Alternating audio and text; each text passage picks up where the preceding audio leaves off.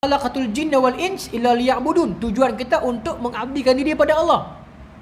Allah tanya dalam Quran, fa aina tadhhabun? Hampa nak pergi mana sebenarnya? Hampa nak lari mana?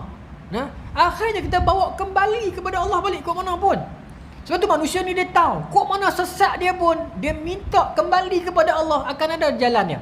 Tapi orang bila dia hilang Tuhan, macam Nik Zia kata, dia dah bunuh Tuhan dia nak kembali ke mana? Kita sakit teruk macam mana pun tuan-tuan, kita boleh sebut Allah, Allah. Boleh zikir lagi, ya Allah tolong ya Allah. At least kita ada harapan. Orang yang telah membunuh Tuhan dia nak pergi ke mana lah? Ya.